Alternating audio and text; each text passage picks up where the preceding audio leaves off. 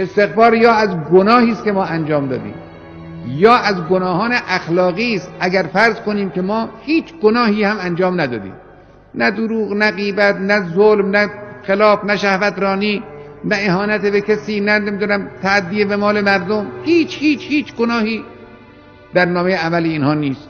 اما بسیاری از همینجور آدم هایی که اینجور گناهان جوارحی را هم ندارن مبتلا به گناه جوانحی هستند، گناه اخلاقی. همین آدم اگر چنانچه همین آدمی که هیچ گناهی نمی کند ها، اگر چنانچه وقتی که راه میره توی مردم نگاه کنه بگه بله این بیچاره مردم همه مشغول گناهن، ما که الحمدلله خودمون رو نگه داشتیم گناه نمی کنیم، خودشو بالاتر از اونها به حساب بیاورد، این خودش شد یک گناه، استغفار لازم دارد. این خودش شد یک تنزل، یک سقوط.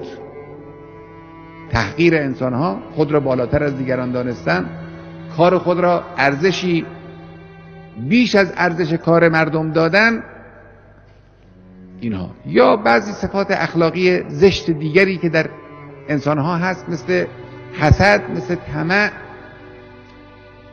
مثل خود بزرگبینی و از این قبیل چیزا، اینها استغفار لازم داره.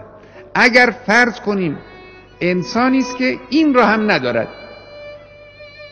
خب باب علم توحید و معرفت به پروردگار یک باب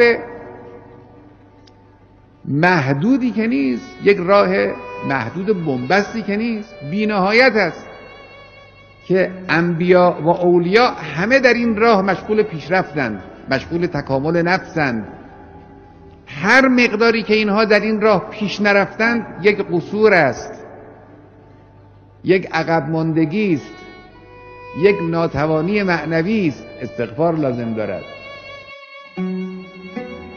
استغفار برای همه است.